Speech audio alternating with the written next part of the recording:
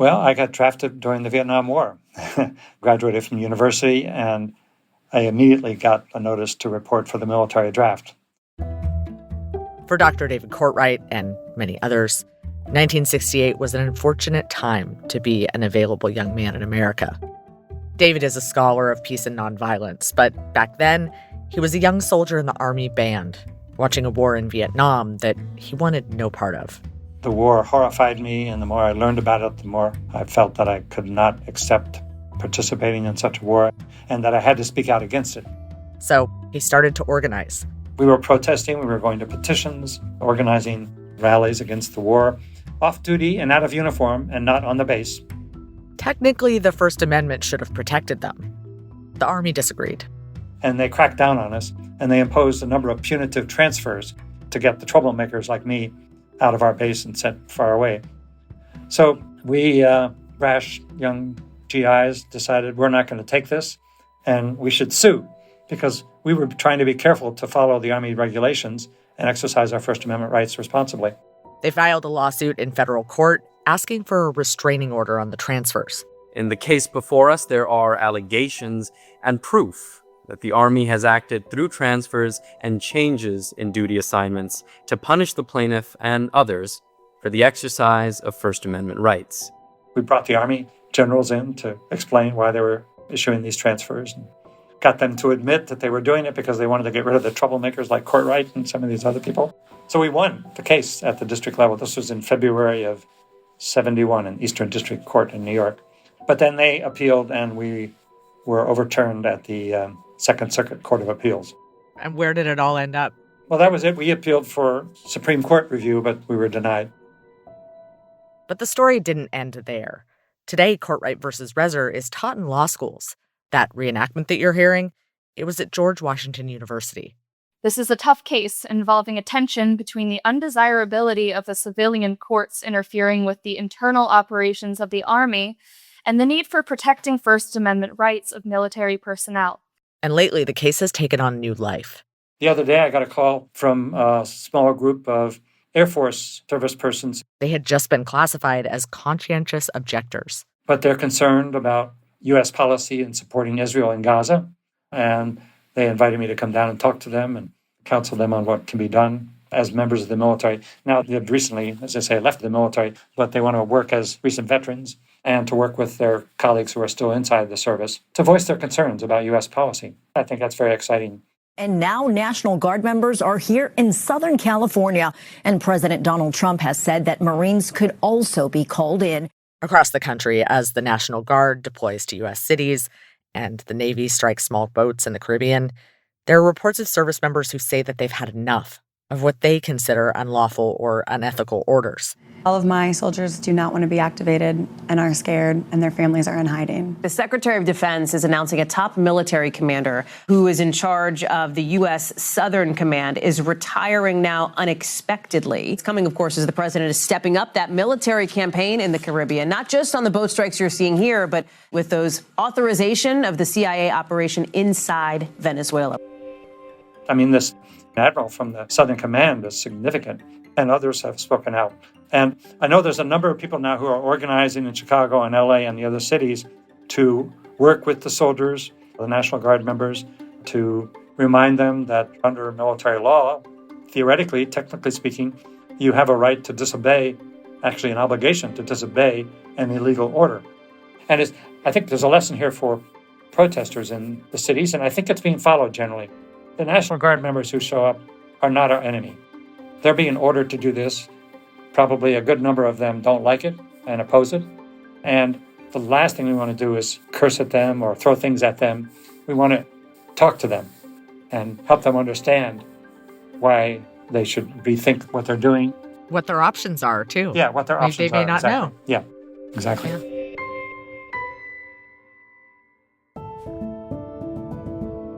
After Vietnam, David didn't stop pushing. He earned his PhD, and by 1977, he was the new executive director of SANE, the National Committee for a Sane Nuclear Policy. SANE was a scrappy, almost unknown organization when David took the reins. He helped turn it into one of the most powerful anti-nuclear voices in America, a movement that not only won landmark policy fights, but also rewrote the playbook for anti-war organizing in America. And the movement that David helped build, its echoes are still everywhere. That's today on Things That Go Boom.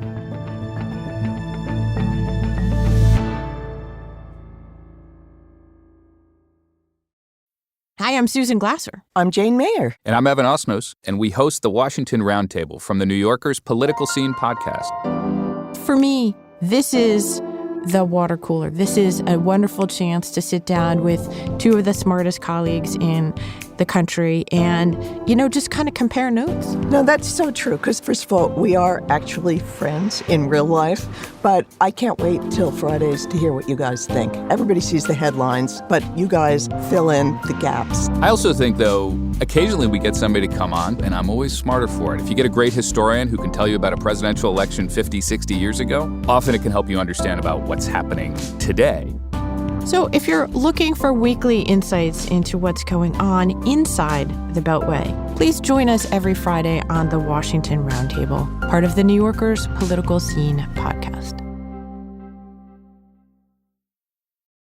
From Zuckerman Spader. For 5 decades, Zuckerman Spader has been a leading litigation firm trusted by in-house and outside counsel, businesses, and individuals. With offices in Washington, Baltimore, New York, and Tampa, Zuckerman Spader serves clients throughout the country and around the world in high-stakes disputes, enforcement matters, investigations, and at trial. When the lawyer you choose matters most. Online at Zuckerman.com. This show is supported by Odoo. When you buy business software from lots of vendors, the costs add up and it gets complicated and confusing. Odoo solves this. It's a single company that sells a suite of enterprise apps that handles everything from accounting to inventory to sales. Odoo is all connected on a single platform in a simple and affordable way. You can save money without missing out on the features you need. Check out Odoo at odoo.com. That's odoo.com. LA in the 80s was a lot of things to a lot of people. Back to the Future and E.T. were hitting the theaters. Are you telling me that you built a time machine out of a DeLorean? Early West Coast hip-hop was gaining popularity. And skaters like Tony Hawk were dropping into empty swimming pools left and right. I guess we're just more into things that aren't on the mainstream. But when it came to the economy, LA had one especially formidable giant. Well, the aerospace industry reigned supreme. Everybody was here. This is Larry Frank. When he started organizing against the military-industrial complex in California, companies like Lockheed, McDonnell Douglas, Northrop, Rockwell, Boeing, and others were large and in charge. And they were the most powerful part of the economy. And honestly, Ronald Reagan, being from California, who ended up cutting social services by 50% and doubling the size of the military budget, a lot of that found its way to Los Angeles. That was the country's center of the military-industrial complex, and here we were. This was the Cold War arms race at its height, and the opposition to the nuclear buildup was gaining momentum. Here's David Courtwright again. The first issue we grabbed onto was a neutron bomb, this diabolical creation that was a bomb that would preserve property but kill people because of high doses of radiation. And, on the face of it, it's absurd and disgusting and it's despicable. And so it was easy to organize against it. There were considerable campaigns. As the executive director of SANE, David worked on the Nuclear Freeze campaign, which fought to end testing, production, and deployment of nuclear weapons by the U.S. and the Soviet Union. Faster, more accurate missiles will leave our leaders little time for decisions. How can we escape this threat? Be careful! With a nuclear weapons freeze. They ran political ads to help elect folks who were pro-freeze. My friends, we're afraid that the Russians have nuclear superiority. And they're afraid that we do. The fact is that each country has enough bombs to destroy the other many, many times over. I want to go on making music. I want to keep on practicing medicine. I want to keep on playing baseball. I just want to go on making people laugh. I want to go on living. They also educated the public on the dangers of nuclear weapons. A sea change occurred in U.S. public opinion in the 80s when more and more people believed or understood that it's impossible to survive a nuclear war. And a big factor contributing to that opinion change was the effort of Physicians for Social Responsibility. They knew better than anyone about the medical effects of nuclear weapons. And so they would make a study of what happens if a 1 megaton bomb drops in the middle of the Boston Common in terms of how many people would die going on concentric circles going outward. Same thing in LA. And they published this in the newspapers about the reality. This would not only kill hundreds of thousands, eventually millions of people in LA or Boston, but it would kill all the doctors and the health workers who are the ones who you would supposedly depend upon to help you in the event of a catastrophic attack. So it really made it unmistakably clear that you cannot survive a nuclear weapon. And in addition to all of that, they organized some huge protests. In some respects, it's the way it is now. With all these big No Kings rallies, I've been telling folks that the feeling of excitement, the electricity that's in the air at these rallies, that's what it was like for the June 12 rally. You know, we organized a rally in New York Central Park, June 12, 1982. This demonstration shows that the silent majority isn't silent anymore! The rally was the largest ever anti-nuclear protest in the U.S., and likely the largest political demonstration in American history up to that point. Nearly 1 million people showed up, and I was on the rally committee for that. It was organized that process that went on for over a year to build that rally. The closer it came, the more the excitement and the more the energy of people who wanted to be part of the movement. And it was like you could go out and petition for the freeze and get a lot of support. So SANE started canvassing door to door to increase their membership. And the pitch was the freeze. Do you support the bilateral nuclear freeze? Concerned about the nuclear arms race? And you'd get a fair number of people who would say, yeah, I'm interested. And what can I do? Sign a petition. And then we would say, well, would you also want to become a member of SANE? And so our membership skyrocketed during those days. When I arrived at SANE, the membership was about 5,000. By 85, it was 150,000. And the staff went from 2 to 50 in the main staff, and then we'd have like 200 or more working on the canvas during the summer times. As membership at the Freeze grew, so did the approach of peace activists to fighting the war machine. So as the Freeze was developing, there was also this movement came out of Massachusetts initially, and I think in the Bay Area, that the Freeze is good, it's a great organizing tool, but we need to focus on the broader problem of the military budget and militarism in society. And out of this movement, a new coalition was founded, one that was closely connected with the Freeze. The first office for Jobs with Peace in Washington was at the Freeze campaign office. Jobs with Peace had a clear goal: to reduce military spending and to use that money to fund jobs and human services. We needed to actually find ways to retool at some point for a civilian economy. You know, the head of General Motors, they called him Engine Charlie, right? And the head of General Electric, they called him Electric Charlie, used to, go and complain about the economy going from a war economy to a non-war economy to a war economy, and how civilian industries had to retool all the time. And literally said, I believe, to Eisenhower that we need a permanent war economy in order for us to be able to be prepared and function in the world you're creating. But economic conversion, meaning shifting from a war economy to a peace economy, was not just an abstract concept. It became a rallying cry in LA, where Larry Frank was ready and waiting with some hard-won experience from his own early days looking for work after college. And they said, we have jobs in agriculture. So we ended up working in the fields. Okay. And following it to the canning factory. And in the canning factory, a big strike took place that completely changed my life. The strike was at the Cooner Emson Canning Factory in Brighton, Colorado. They had attempted to get a better wage 2 years before. They threw Al, the production manager, into a pickling vat. And the assessor Chavez had shown up to support their organizing. And it was, kind of legendary. Larry had shown up thinking mostly about getting a paycheck. Instead, he found himself standing in a crowd of workers on the picket line, people that he'd just been shoulder to shoulder with on the line inside. Now they were holding signs and refusing to go back in. I mean, I was seeing the world through more of a moral lens at that point.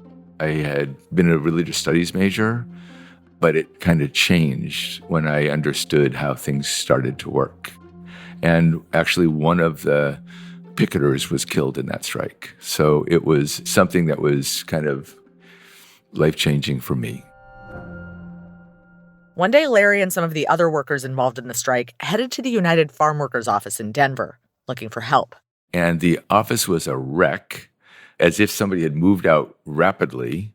There was one big poster on the wall said, come to California to support farm workers, earn $5 a week, room and board, and had a phone number. And so we ended up calling. We ended up coming out to California, went to the UFW headquarters up in Keene, California, met with Larry Trematola, who put us to work in LA on the boycott. That work was part of a national boycott of table grapes and lettuce that was aimed at getting better working conditions for farm workers in the 70s. I got here in 1977 to LA. It was about to turn really bad, right? The Reagan recession happened in 1980. And so there was a big recession that took place not long after that. Through his work with agricultural and factory workers, Larry started to really understand how all of these groups could work together. And so I kind of took my head out of the sand and saw all the other folks in the labor movement that were active, that were politically motivated to do the right thing. And so it was an interesting environment, but it was a healthy labor movement. I became part of probably 100 progressive local union organizers, and kind of we worked together on a bunch of things. Jobs with Peace aimed to coordinate activists and harness the energy of the rallies to achieve concrete policy outcomes in the city. At that time, progressives didn't really believe in politics, right? They believed in building a mass movement, getting enough people in the streets. If you can get 4% of the people in the streets, you have the ability to challenge government in a way that actually can bring governments down. That was the upred power building strategy that was out there. And it was also, though, at a moment when Jesse Jackson was starting to do his presidential campaigns. It was also a moment when there were some ballot measures that were really important for movement-based work. And so what we decided to do was to build a precinct network. They wanted to get on the ballot with a measure called Proposition X. It basically asked people if they were willing to cut the military budget and put those dollars into public transit and healthcare and education as a policy statement. But to do it, they'd have to overcome some big challenges. It was kind of intimidating because nobody had done a ballot measure since the 1930s in LA. Because not only did you have to get a very large number of signatures, but you also had to write down the 9-digit precinct number next to the name. Oh, geez. And you have to gather 100,000 signatures, which means you have to get in the city of LA. You almost need twice that many because people don't know if they live in the city or the county of LA. Right, yes. So they built a precinct network from the ground up, and they tried something new to make it stick. We took all of our activists, all of our organizations, says, you don't get a piece of turf. You get a precinct if you have somebody from your organization willing to sign a contract to work it. And we had a patchwork of, 800 precincts that we operated in the city of LA. In the contracts, people agreed to participate in training and to work a certain number of hours turning out voters. And they agreed to statements like this one, quote, I will take responsibility for mobilizing voters in the 4 blocks around my house, my precinct, for the election. I understand the importance of building neighborhood-based organization and the significance of this particular election. I want to do my share, end quote. It was a big analog operation with hundreds of people each taking on a piece of the task. We had 46 maps. People could then go to the big map, see which one of the quadrants they lived in.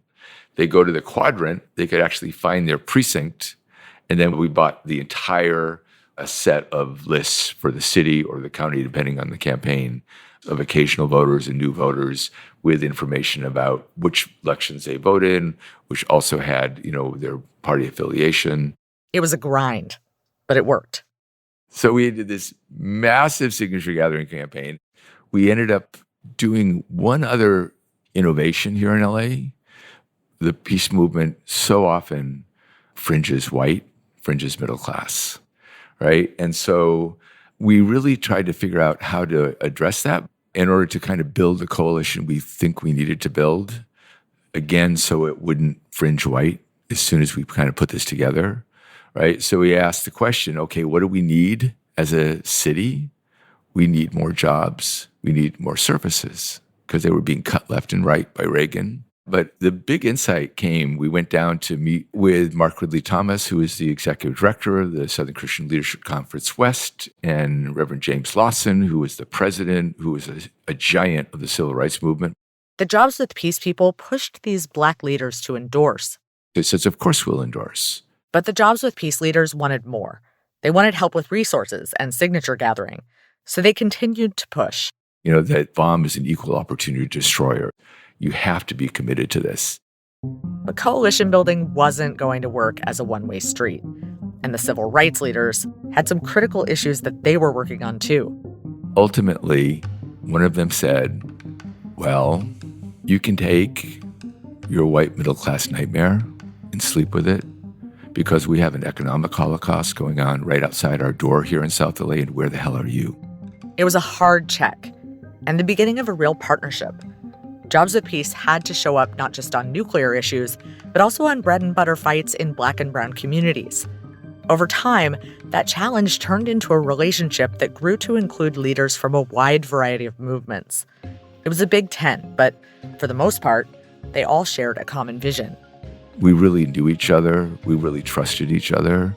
And it was really a heady time for those of us that were organizing. This was 1984, when I was born and when Ronald Reagan won almost every state in the country to become president. So at the same time he won nationwide, Prop X won with 61% of the vote.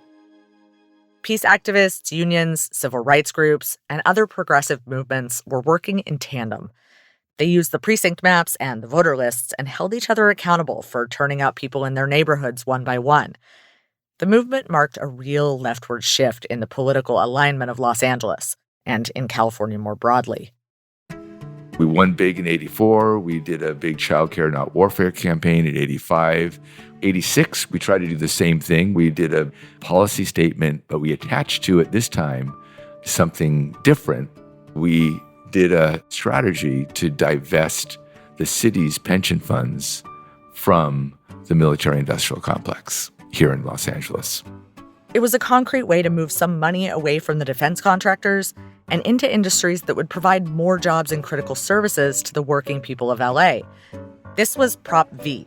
Unfortunately, the military-industrial complex got our proposal, and they scared the bejesus out of all of the military-industrial complex in LA, and they raised several $1 million, and they plowed it in with literally 6 weeks to go. We had our field operation, but it did not compare. So that was 6 weeks to go on Prop V that they mobilized and came against you. And, yes. And what did that look like? When did you realize that was happening? Well, when all of the billboards went up, right? We saw it then. Yeah. Right? They put one right on our building, right? I mean, they also, did ads everywhere. They showed the city of Los Angeles with tumbleweeds kind of going down the streets, and they basically said, love Los Angeles, you won't as soon as Prop V passes. It was beyond our ability. Now, we still ran a very robust field operation, especially in South LA. We could make the case that we were the difference in terms of Alan Cranston winning versus this guy, Ed Zhao, a billionaire. But we lost that election. The defense contracting giants that once controlled the LA economy now have a much smaller footprint. But the permanent wartime economy and the logic behind it is still very much a thing. And Larry sees the Jobs with Peace era as a win, not just because of the ballot measures they passed, but because of the organizing muscle that they built and the leaders that they helped launch. And this is where we ran our big Proposition V campaign from. And here you have MacArthur Park. We met Larry at the new UCLA Labor Center, which, as it turns out, used to be the headquarters for Jobs with Peace in LA. When we had Jobs with Peace, there was a conference room right here. These conference rooms were not here. The building has also been home to labor union offices, but recently some of the former Jobs with Peace folks got the funding to open it up as part of the university. To kind of bring the building back to its original splendor, I was going to show you this. This was the LA Weekly, which was a progressive rag back in the day. These were our executive board members.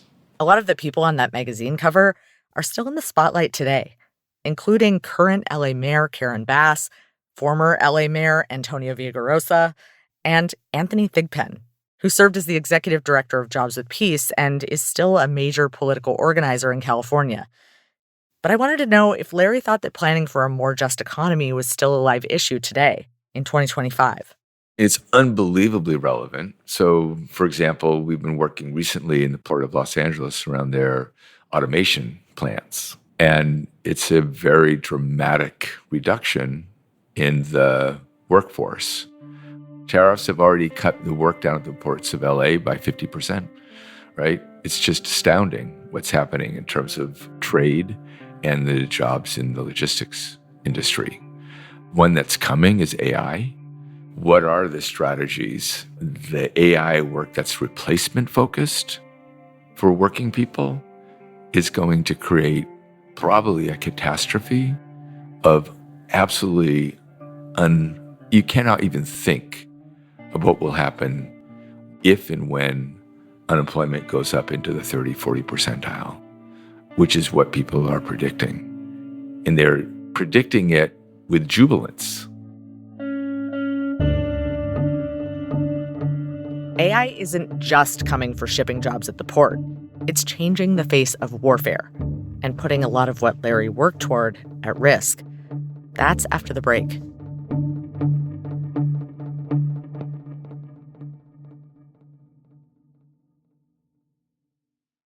I'm Nathan. I use he, him pronouns. I'm a PhD candidate at the University of Michigan and also a graduate research associate at the Distributed AI Research Institute. Nathan's research generally focuses on Silicon Valley and how it's wrapping itself around the modern military-industrial complex. Through the National Security Council Resolution 68, which a lot of scholars consider the most important memo of the Cold War, it was outlined that the U.S., in order to guide the free world, had to ready itself for essentially a permanent state of war. And to ready itself for a permanent state of war, it had to have an exponential increase in defense-focused technology development specifically. As the Cold War wound down and big aerospace firms started cutting back in LA, another corner of California's economy started to rise and snag some military contracts. A lot of folks within Silicon Valley and within the U.S. government have argued that the military needs modernizing. That's where programs like the Defense Innovation Unit were developed. The Defense Innovation Unit is basically like the Pentagon's startup connector. It works with tech companies, VCs, and startups to move quickly on things like AI, drones, and surveillance systems. It's been around for a decade, but its funding has shot up recently, which means a lot more Pentagon money flowing into Silicon Valley. We see defense tech startups like Anduril, Shield AI, Skydio, especially being active in both the war in Ukraine and the war in Gaza, and a host of other defense tech startups that are sort of getting their foot off the ground, but are embracing, I think, this general culture that is more and more associating the defense with technology. Some recent stock volatility notwithstanding, the people running and investing in these companies are getting very rich. And a lot of this power is concentrated in the hands of just a few people, which you might guess from the way that the companies are named. So just some background first. Anduril is named after a sword from The Lord of the Rings. Anduri, the flame of the west, forged from the shards of Narsil. There are some other startups as well. So Palantir is the other notable one that's named after a Lord of the Rings object. A Palantir is a dangerous tool, Saruman. Why? Why should we fear to use it? That's the magical crystal orb that is used for, among other things, spying. And there's a few other adjacent orgs with Middle-earth names. It's a quirk of the current defense tech landscape.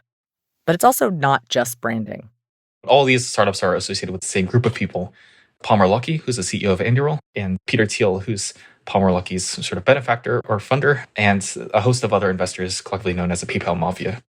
Palmer Luckey's claim to fame at that time was being CEO of Oculus, the VR company that was then taken over by Facebook. These companies claim that they can be more efficient than the traditional defense contractors, folks like Lockheed Martin or Boeing. Andrew has won massive contracts. I believe the biggest contract is a $1 billion contract that was made in 2022 with the Department of Defense. And that was sort of unparalleled for any company that was not one of these quote-unquote defense primes. Whether they're actually more efficient is still up for debate. But Nathan says that efficient or not, defense tech companies stand to get a lot of government funding in the coming years. And the impact of all of this new defense tech won't just be on war itself. It will also change the places that we call home. The University of Michigan is embarking on a $1.2 billion project with Los Alamos National Labs to build a data center in Ypsilanti, Michigan. That's about 20 minutes from Ann Arbor, where the University of Michigan is based. The data center is kind of intriguing for a number of reasons. Number one, it's funded entirely with public money. About $830 million will come from the University of Michigan. Los Alamos is on the hook for about $300 million, and the state of Michigan has promised a $100 million grant for the project through its Strategic Site Readiness Fund. So it's a lot of public money that's going towards this. That's unlike most of these hyperscale data centers that are being built right now, which are being built mostly with private money. The other kind of big thing is that this will be the largest supercomputer in the world, and it will be used by Los Alamos National Labs to further its current objectives. Los Alamos National Labs is most famous as the site where the first nuclear bombs were developed. Basically, it's the setting for the movie Oppenheimer. A secret laboratory. Keep everyone there until it's done. It's run by the Department of Energy, but that name is a little misleading. Its primary mission is not, for instance, finding new ways to make batteries or finding new sustainable energy sources. It is primarily in safeguarding and upgrading the nuclear stockpile that the United States has. And the U.S. has been leaning into that work. At the end of October, President Trump tweeted out an announcement about America's nuclear weapons.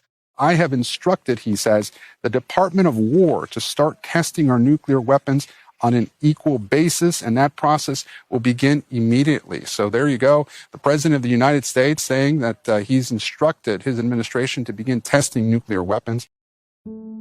It's still not totally clear what he meant in this tweet by words like immediately or testing on an equal basis, since the tests that it seems like he was referring to weren't actually explosions.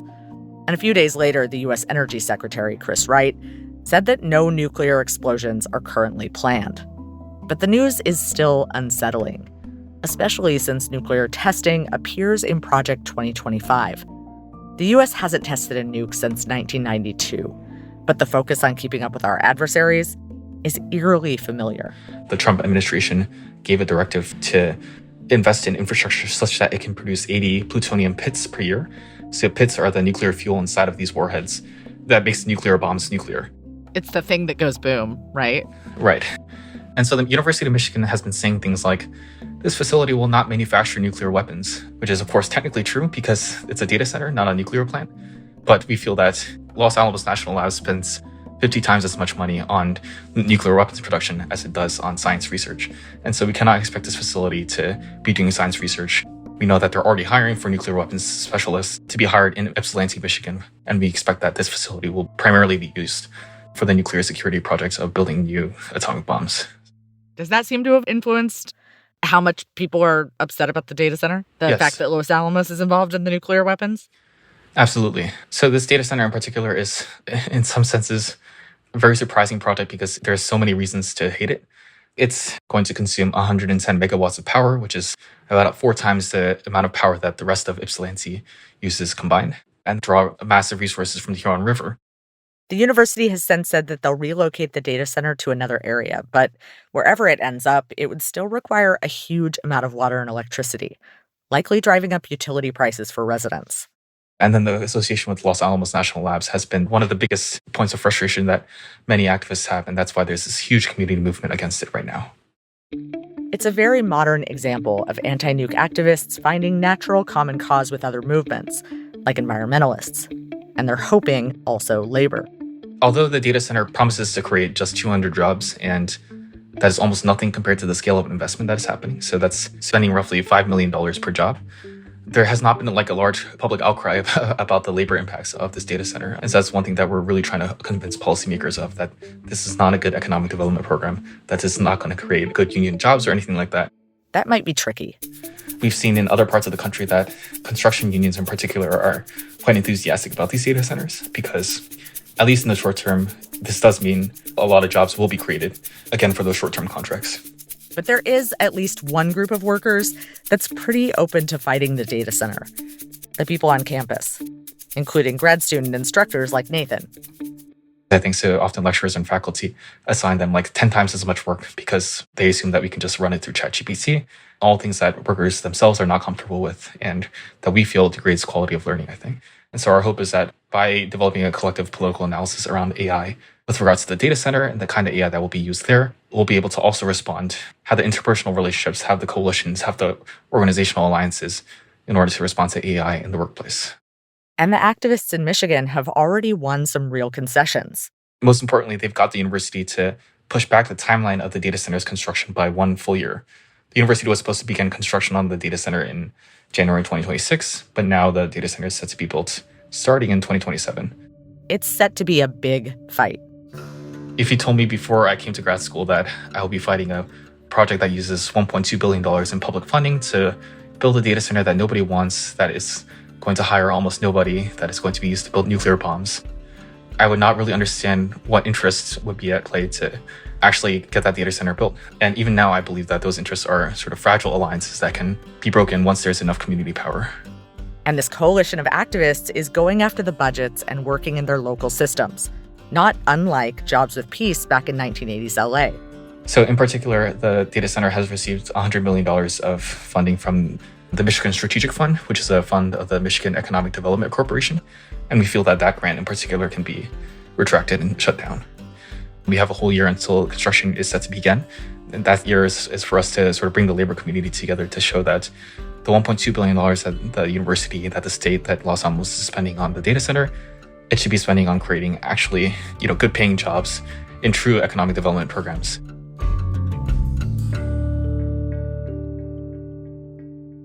Research from places like Brown University's Cost of War project has shown that dollar for dollar, public money spent on education, healthcare, or green infrastructure creates far more jobs than defense spending. That's the kind of math that Nathan and his colleagues are trying to put in front of policymakers. Decades after Jobs with Peace hit the neighborhoods of LA, Nathan is trying to get something similar done outside Ann Arbor, and he's running into some of the same resistance. Different city, different technology, same arguments about jobs, security, and who the economy is really for. But even though a lot hasn't changed, some things have. So we asked Larry, what's your advice for the next generation of organizers? People like Nathan who want to fight for peace and justice. I would say that personal relationships are key. Learning how to trust each other to kind of build something not just for your single organization, although that has to be front and center, but how to figure out how to work in coalition, right? How to be able to swing for the fences every once in a while and figure out what that would look like. But it's a compelling life experience to be in the movement. So anybody, I can't overstate what the movement has given to me in my life.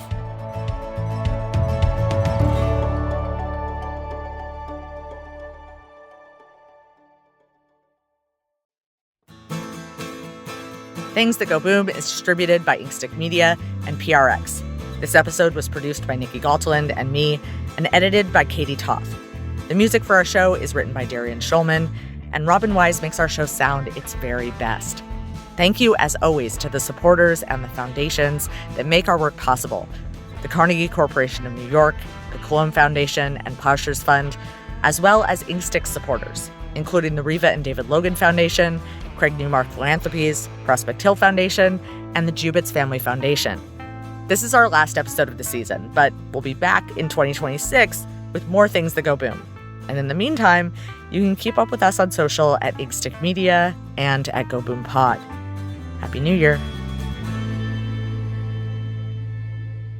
It's still over 50% of the discretionary budget. Take it from defense. Let's go, right? Yeah. There's a movement for you. It may not be ready for a ballot measure yet, but it is absolutely ready for organizing.